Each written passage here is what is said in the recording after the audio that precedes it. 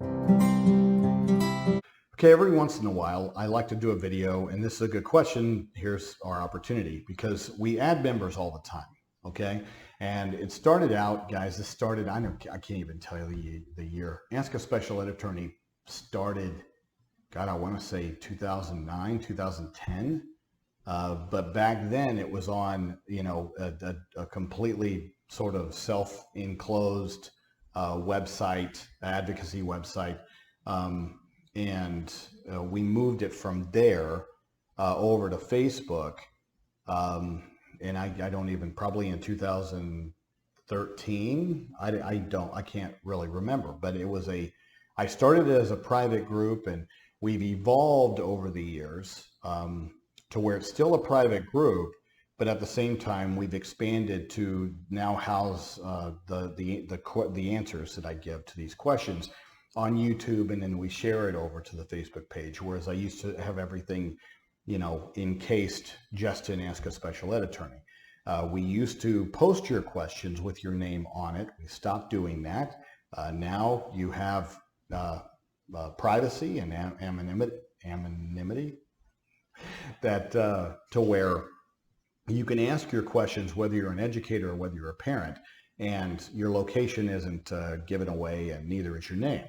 And so that has assisted or helped many parents and many educators be able to ask questions without fear of being watched, monitored, because I do have all types on this page, guys. I have a lot of administrators that are on this page, which I don't mind having them on. We're all in this together. I am not one of these that believe in this whole, them against us kind of thing.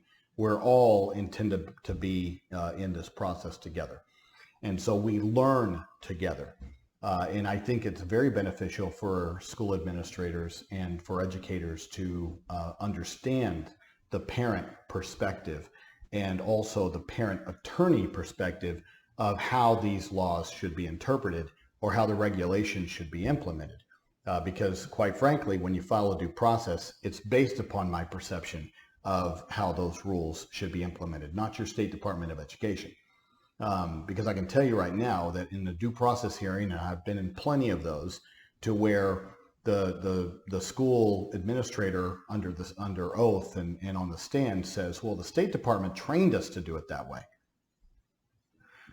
And then when I say, well, did the State Department provide you with any kind of confirmation? And the only thing that the State Department in the years that I've been doing this has ever said is, we only tell the schools to follow the law. So it doesn't matter what the PowerPoint says. It doesn't matter what kind of training they went to. They will absolutely throw you under the bus and then go back and say, you just need to follow the regs. You need to follow the law. So you got to be real careful because, the state's not going to sit there and get themselves into trouble to cover a school system, because at the end of the day, you guys should be trained well enough, and a board attorney perspective is not the same thing as a parent attorney perspective. They're two totally different viewpoints. If you're playing defense all the time, then, it's just sometimes you need to understand how the offense works. Okay.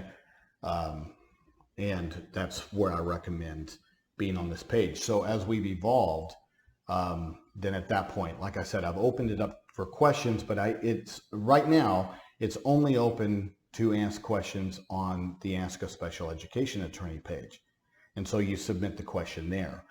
We don't have the mechanism yet to ask the question on our Instagram or on YouTube, but those things are changing. We are morphing and we are evolving very quickly to the point where by the end of the year, things are going to look different.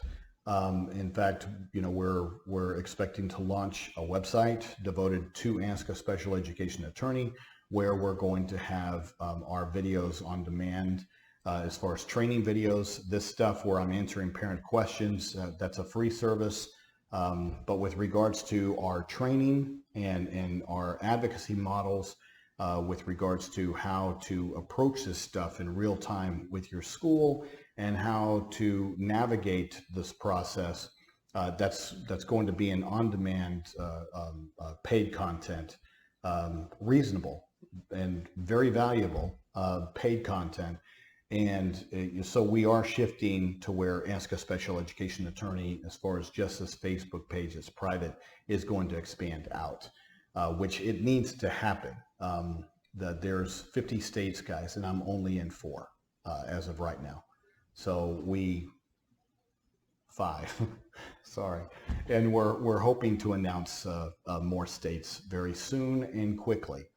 To try to provide the kind of and the level of service that we provide for our clients in our existing states of Alabama, New Mexico, Texas, Georgia, and we do have a collaboration with an attorney in Tennessee that we refer cases to, that I assist and I advise him on some of these, but he's very talented in his own right with regards to his ability to argue these cases. But that's where we are. So to answer your question, as of right now, it's asking the question just like you did, in the exact same way that you did. And this is the only place to where you ask the question and they're taken into consideration for acceptance. And then what ends up happening is that if your question has been accepted, and I answer these on my free time, that's why, guys, sometimes you don't see me for a week or so, because I do practice law full-time, over full-time. And then not only that is that we are developing these other training models and these other aspects of Ask a Special Education Attorney. So that narrows the amount of available time I have to answer your questions, so specific questions that are unique to your situation, which I hope to continue to do because I do enjoy doing that. It helps me think through problems as well that I may have never seen before, to be able to give advice and recommendations. But as far as how that process works, if I do accept and I do answer your question, then what I do is I send you a message on Messenger, just letting you know that your question was accepted and the video response was uploaded on a certain date. Okay, and at that point, then I delete your question because I copy and paste it without your name and without any kind of identifying information. So that you remain anonymous in your question. And so that's how that process works. If you look and you still show your questions pending, it's either because, and we're trying to figure this out, it's either because I've already answered that a million different ways, but I do need to find a way to sort of inform you that, hey, we've answered this, and I do have someone right now trying to help categorize, and we've already done that on YouTube to where we've categorized the videos. It's just doing it here on Ask a Special Ed Attorney as far as the Facebook group is a little bit more daunting just because of how many years back this has gone. Okay, I only moved the videos to YouTube a couple years ago. So it's a little bit easier for us to categorize the videos. But as far as that would be one reason, and the other one is if you're some of the stuff, just to be fair across the board, we don't advertise, we don't promote those kind of things under rare instances, but I typically don't across the board. We don't promote other things. Otherwise, the entire feed is going to be, there's plenty of other sites out there as far as special needs, disability rights, things of that nature, to where you can find that content. Ask a Special Education Attorney is just that. Ask a Special Education Attorney. And so if you ask a question or if you share that information, I don't want you to get upset or mad at me if it's just showing pending And like I said, if you do have a question, sometimes I get buried and, you know, uh, and I have to hit the purge button every once in a while. Typically, I do that right before the start of the new school year. I'm going to have somebody helping me. So this next school year, I shouldn't be overloaded like I am now. And like I said, the person helping me is also going to help let you know if I've already answered that and sort of direct you on where to find that answer where I've already answered your similar situation. Okay, exciting things coming up, and I hope that answered your question.